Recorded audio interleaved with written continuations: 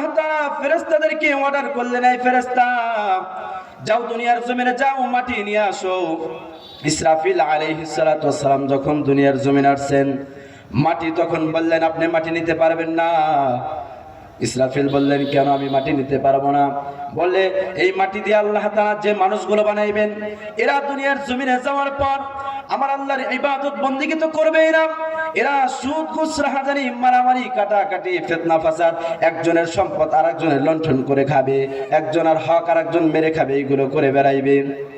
অতএব আপনি মাটি নিতে পারবেন না। ইসরাফিল আলাইহিস সালাতু ওয়াস সালাম চলে গেছেন, হযরতে মিকাইল আলাইহিস সালাতু ওয়াস সালাম আসছেন, জিবরাইল আলাইহিস সালাতু ওয়াস সালাম আসছেন, মাটি নিতে পারে নাই, মাটি নিতে পারে নাই।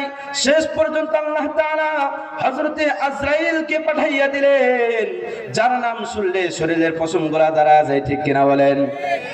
হযরতে আজরাইল আলাইহিস সালাতু ওয়াস সালামকে আল্লাহ তাআলা যখন দুনিয়ার জমিনে পাঠিয়ে দিলেন, আল্লাহর বান্দা খেয়াল করে শোনেন, ও পর্দার আড়ালের মা বোনেরা গো, ও মা, কত তো সিরিয়াল দেখছো, কত টিভি দেখলা, কত নাটক দেখলা, ও যুবক ভাইরা কত ফেসবুক টিপাইলা, কত রাত জাগলা, কত কি করলা। আজকের দিনটা অন্তত আজকের রাতটা তুমি কোরআনের মজমায় দিয়া দাও, হতে পারে কাল কঠিন কিয়ামতের ময়দানে এর বদৌলতে আল্লাহ তাআলা তোমাকে জান্নাতে পৌঁছায় দিবে। চিল্লা বলেন ঠিক কিনা? তো যেই কথা বলতেছিলাম, হযরতে আজরাইল আলাইহিস সালাতু ওয়াস সালাম যখন দুনিয়ার জমিনে আসলেন মাটি নেওয়ার জন্য, তো উনি যখন হাতটা বাড়ায় দিবেন, থাবা দিবে ভাব, এই মুহূর্তে মাটি ডাক দিয়ে বলতেছে আপনি মাটি নিতে পারবেন না। বলে কেন, কেন মাটি নিতে পারবো না? বলতেছে এই মাটি দিয়ে আল্লাহ তাআলা যাদেরকে বানাইবে এরা দুনিয়ার জমিনে পুনরায় আসার পরে আল্লাহ তাআলা নাফরমানি করবে। আজরাইল বলতেছেন তুমি অন্যান্য ফেরেশতাদেরকে ফিরাইতে পারছো, কিন্তু আমার নাম হলো আজরাইল, আল্লাহ তাআলা আমাকে যে হুকুম করেছে আমি এটা মানবই এবং মাটি নিয়েই যাব। আল্লাহর বান্দারা খেয়াল করেন, হযরতে আজরাইল আলাইহিস সালাতু ওয়াস সালাম মাটি নিয়ে যখন আসমানে চলে গেলেন, আল্লাহ পাক ফেরেশতাদেরকে বলে দিলেন, এই ফেরেশতারা তোমরা সুন্দর করে বডিটাকে তোমরা সুন্দর করে প্রসেস করে বানাও। ফেরেশতারা যখন পায়ের তালু থেকে নিয়ে বন্ধুরা রে আমার সুন্দর করে এরকম গর্দান পর্যন্ত বানায় দিলেন। গর্দান পর্যন্ত যখন বানাইলেন, বানানোর পর আল্লাহ পাক রব্বুল আলামিন বললেন, এই ফেরেশতা থেমে যাও, আর একটু আগাইতে পারবা না, কারণ আমি বড় আদর করে, বড় মায়া করে, বড় সোহাগ করে আমি মানুষ বানাইতে চাইছি। অতএব আমি আমার বান্দার চেহারাটা আমি আল্লাহ তাআলা আমার কুদরতে হাত দ্বারা বানাইব। আল্লাহু আকবার। আল্লাহ তাআলা ওনার নিজ কুদরতে হাত দ্বারা আমাদের চেহারাটা বানিয়েছেন। সুবহানাল্লাহ বলেন না?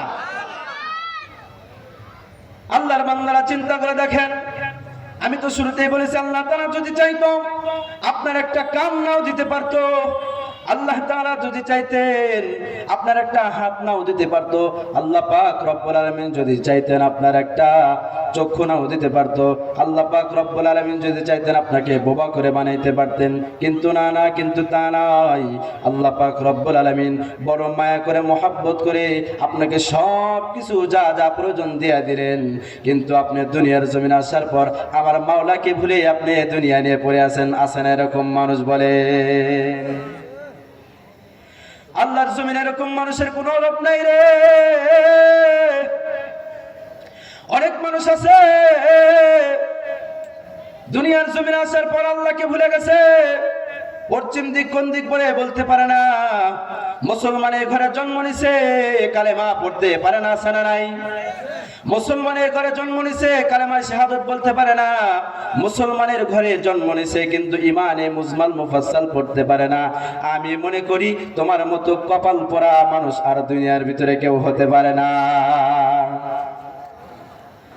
আল্লাহর বান্দা যেই কথা বলতেছিলাম, আল্লাহ পাক রব্বুল আলামিন বলতেছেন, বান্দা তোমরা যারা আমার নিয়ামত পাইয়া শুকরগুজার করবি, আমি আল্লাহ তাআলা তোদের নিয়ামতকে বাড়ায় দেব। এ বন্ধু কেমন করে নিয়ামতের শুকরিয়া আদায় করবেন? আল্লাহ পাক রব্বুল আলামিন শুধু আমাকে আপনাকে সুন্দর করে বানিয়েছেন তাই নয়, আল্লাহ পাক রব্বুল আলামিন আমাকে আপনাকে সুন্দর করে বানায়া দুনিয়ার জমিনে দিয়া দিলেন বান্দা যাও তোমাকে স্বাধীনতা দিয়ে দিলাম।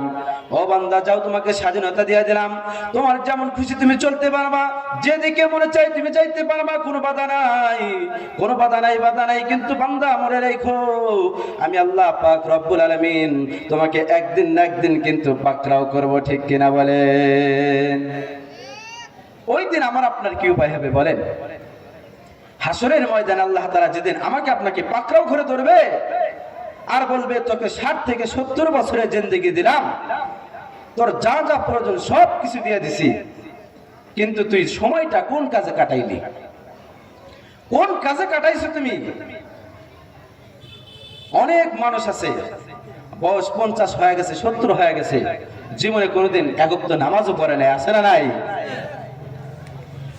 মুসলমান ভাইরা আমার খেয়াল করবেন, আল্লাহ পাক রব্বুল আলামিন হাসরের ময়দানে যদি আমাকে আপনাকে ধরে বসেন, এ বান্দা আমি আল্লাহ পাক রব্বুল আলামিন তোমাকে 60 থেকে 70 বছরের জিন্দেগি দিলাম, তোমার যেখানে যে জিনিসের প্রয়োজন আমি আল্লাহ পাক রব্বুল আলামিন সেটাই দিয়ে দিলাম, কিন্তু তুমি বান্দা কি করলা? দুনিয়ার জমিনে যাইয়া দুনিয়া পাইয়া তুমি আমি আল্লাহকে ভুইলা তুমি দুনিয়ায় নিয়ে মগ্ন হয়েছিলা। আল্লাহর বান্দারা খেয়াল করে শুনবেন, বর্তমানে আমার একটা অবস্থা হয়ে গেছে, এই মোবাইল নামক জিনিসটা এসে আমাদেরকে ক্যান্সার ধরা দিছে, ভাইরাস ধরা দিছে। মানুষের ভিতরে ঈমান নামক দৌলতটা এই মোবাইল নামক জিনিস দিয়ে আমাদের ভিতর থেকে বাহির করে দিতেছেন। বলবেন কেমন করে হুজুর? ইহুদি খ্রিস্টানেরা, নাসারারা, ইহুদিরা আমাদেরকে বন্ধুরা রে আমাদের ঈমানকে নষ্ট করবার জন্য, আমাদের ঈমানকে এরকম লণ্ঠন করবার জন্য ওরা একটা জিনিস, এই মোবাইল নামক জিনিসটা আমাদের দেশে পাঠিয়ে দিয়েছে। বলবেন কেমন করে পাঠিয়েছেন জানেন? এই মোবাইল দিছে অসংখ্য অগণিত মানুষ, তারা সময়টাকে মোবাইলের পিছনে ব্যয় করে কিনা বলেন? অনেক যুবক মানুষ আছে, অনেক যুবতী বোন আছে যারা রাত 1টা 2টা 3টা পর্যন্ত এই মোবাইলের পিছনে সময় দেয়। আমি মনে করি এদের মতো বেহায়া নির্লজ্জ মানুষ আর এই খোদার দুনিয়াতে হতে পারে না, ঠিক কিনা? লজ্জা করা দরকার।